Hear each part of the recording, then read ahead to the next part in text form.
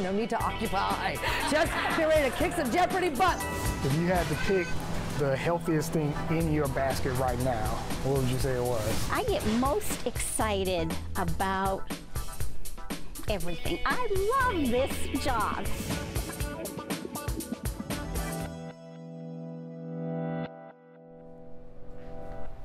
Hello, and welcome to First Block. Today we're giving you an insider's look at some curious places you probably wouldn't see otherwise. We'll go inside the Jeopardy contestant auditions, and we'll ride along with a photographer on a treasure hunt of sorts.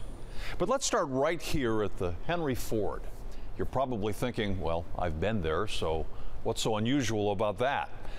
Well, it turns out only 10% of what the Henry Ford owns is actually on display. They have dozens of storage facilities filled with incredible, priceless, one-of-a-kind objects, each with its own story. Behind the cars and planes and thousands of other gleaming examples of Americana is a treasure trove of history. Through these doors, and many more like them, the Henry Ford carefully stores 26 million historical things: documents, furniture, ceramics, art, industrial material. Marilyn Zotis keeps an eye on all of it. I get most excited about everything. I love this job and I love stuff. So when people ask me what I do, I say, well, I'm in charge of the stuff. When I came to interview for my job, they took me behind the scenes, just like you are, to see some treasures. And the first one they showed me was the spinning wheel that Mahatma Gandhi gave to Henry Ford. Well, you can imagine, I was like melting. Oh, my heart was going pitter-patter. In 1941, Henry Ford wrote Gandhi a letter expressing his admiration. Gandhi sent back a gift, a portable spinning wheel. This spinning wheel represents all that Gandhi stood for, his fight for liberation for the people of India, for the oppression that the people had felt by not being able to produce their own goods, giving the independence not only politically but economically, emotionally, mentally, and that he and Henry Ford shared a belief in pacifism. And I love to think about the spinning wheel and all that represents and connect that with our Rosa Parks bus on the floor. To think that we've got this delicate spinning wheel and this massive bus, and they're both expressing these ideas of liberty and justice and nonviolence. A man named Patrick Culhane created this extraordinary monkey bar diorama. He did it while serving prison time for larceny. He didn't have much to do in 1914-15, so he began carving this monkey bar out of peach pits. Can you imagine? Peach pits. Culhane wanted to show the worldly trappings that contributed to his and other inmates' downfall. The artwork shows in astonishing detail monkeys drinking, smoking, gambling, and generally carousing. Henry Ford began a correspondence with this gentleman. Henry Ford was instrumental in his release, we believe, and getting him a job at a Ford auto plant in Massachusetts following his release. In correspondence, we see that Henry Ford's secretary kept in contact with him, which suggests that Henry Ford himself took a personal interest in this man. In 1901, Edsel Ford wrote a letter to Santa. December 24th, 1901. Dear Santa Claus, I haven't had any Christmas tree in 4 years, and I've broken all my trimmings, and I want some more. I want a pair of roller skates and a book. I can't think of anything more. I want you to think of something more. Goodbye, Edsel Ford. Poor Edsel.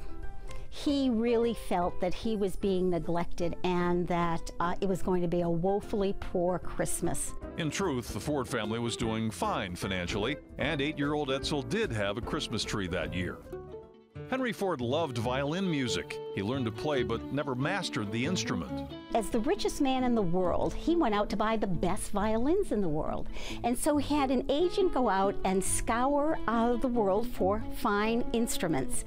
He bought 7 classical Italian violins. The names are names that people know: Stradivari, Guarneri, Berganzi. Even though their value is astronomical, fine instruments need to be played. So the Henry Ford lends out the violins occasionally. They say it's what Henry would have wanted. Fabric is among the most delicate material the Henry Ford stores, but it can be a powerful medium for history, especially for women. One collection, the Susan McCord collection, was made by an Indiana farm wife in the 1880s to 1890s. No electricity, working hard, labor, family. At the end of the day, she would sit and quilt. Yet the colors, the patterns, the symmetry, the design, the vibrancy that comes through these scraps of fabric that she had in her home are just amazing.